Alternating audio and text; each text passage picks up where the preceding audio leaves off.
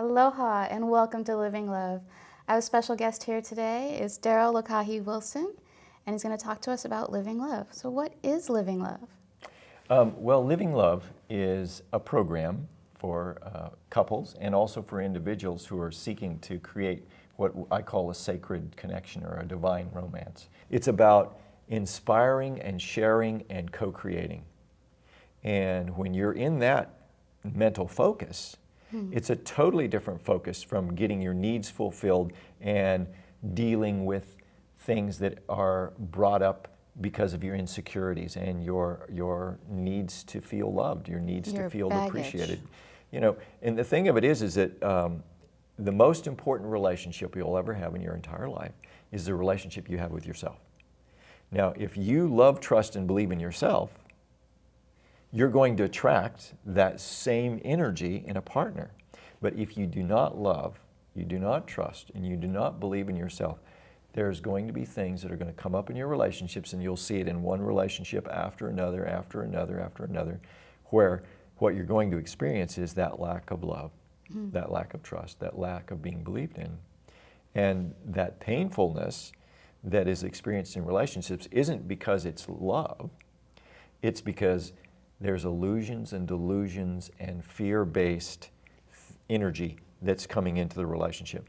When we get to the bottom of the truth of what love really is, love is an energy. Love involves your intentions, it involves your consciousness, and it involves your sharing. When you bring your level of intention and your level of consciousness, the energy with which you're creating, whatever it is you're creating, from the very beginning, that determines the end. How do you start that?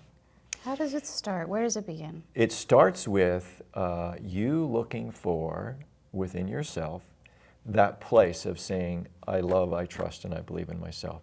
And really connecting with that. And really allowing that energy to be healed in you. We make assessments about who we are. And the assessment that we might make might be, I'm unlovable. Or I'm not beautiful enough. I'm not good enough. It's very sad. It is. It's terrible. Very sad. It's horrible. You know, if we just learned to love, trust, and believe in ourselves, I would be out of work. There wouldn't have any need for me at all. But the fact that we don't love and trust and believe in ourselves, we need someone to help us to show the way to get back to loving and trusting and believing in ourselves. Now, would you say this is a psychology exercise? It's more than that. Because my approach to this is not through psychology per se, although psychology is involved, because the mind is always causing us to see things and interpret things in ways that destroy our intimacy.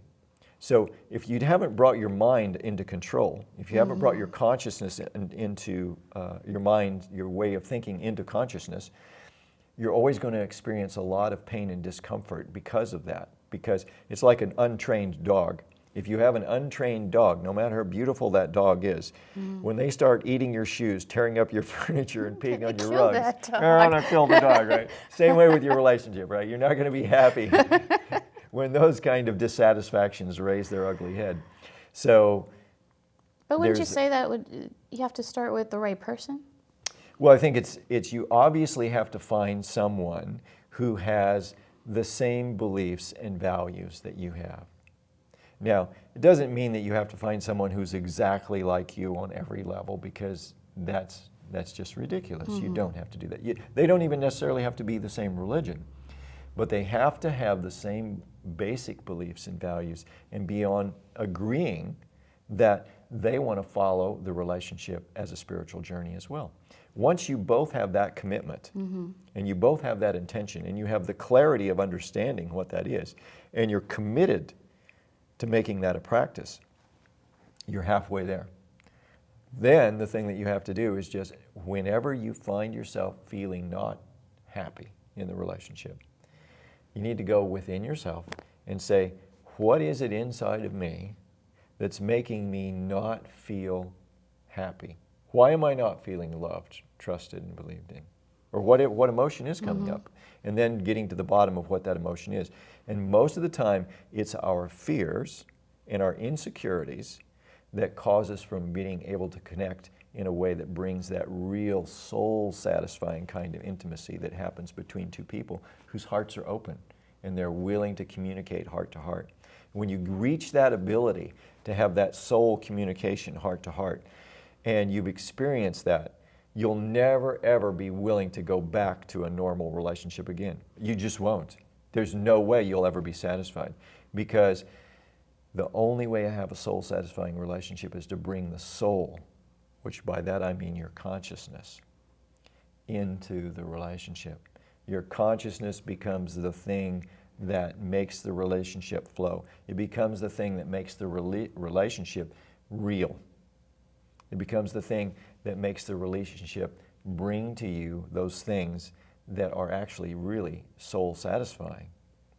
And it's opening up to you the possibility of knowing that we don't have to stay stuck. We don't have to stay in our fears and our insecurities. Those fears and insecurities can be healed. They can be brought up. We can bring them into the light. And once we get them into the light, they start to dissolve, and we get to create what we really want to create. We get to focus then on co-creation, on the possibility, the wonder, and the beauty of what relationships can be.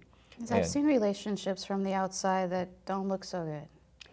Well, I'm glad we've I'm seen not a lot in of that them. relationship. Yeah, we've seen a lot of them. Yeah. You know, basically, if you're unhappy now, Yeah.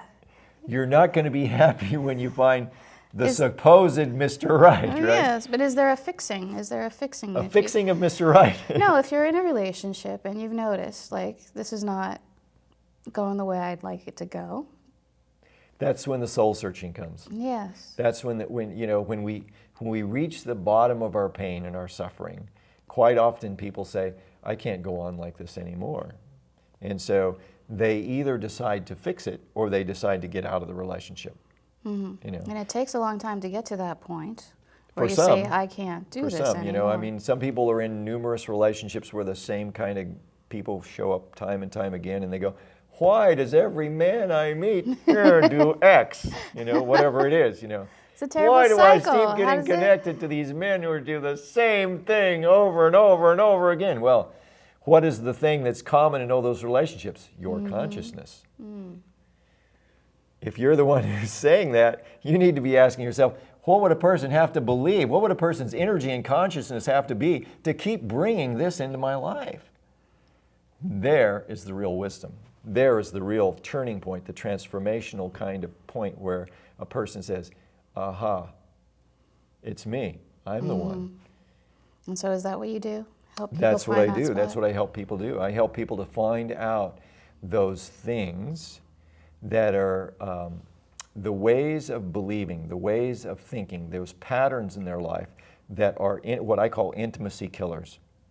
They destroy the intimacy in the relationship. And to have a good relationship, you've got to have a good connection. That good connection is your intimacy. That intimacy is something that it's like a garden. If you have a garden, you got to have good soil. You got to always be planting good seed. You've got to always be weeding it, and you've got to always be watering that garden, right? It's exactly the same with a relationship. It's exactly the same thing. If the soil isn't any good, if it's full of bad beliefs and negative energy, that's bad soil. Right. If you're not planting good seeds, good thoughts, good intentions, that's your good seeds. If you're not weeding those weed thoughts, those egoic things that are what I call intimacy killers, it's going to sap the energy away from your relationship. And if you're not watering, if you're not taking your intention and your energy and placing it into the relationship and how you want to experience your experience of the relationship with this partner, then it's not going to be good. You know, I say that to have a really solid, beautiful relationship, you need to every single day recommit your energy and your intention to your partner.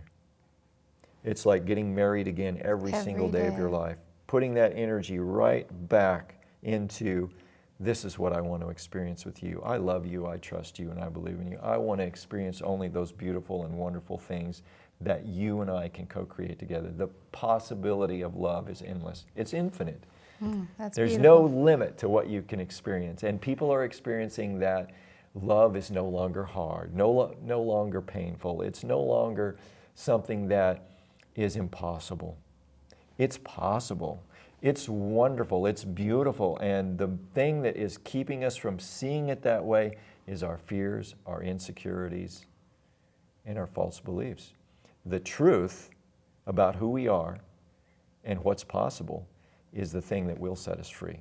It's the thing that lets us finally open up and be vulnerable and allow ourselves to see the truth of what's possible. Possibility. We're focused on possibility. We're focused on co-creation. We're focused on how we can bring the very best of what we are to that relationship. We're no longer like two beggars holding out a cup saying, oh, please, please, please, help me, I need help. Instead, we're coming like two bountiful, wonderful kings.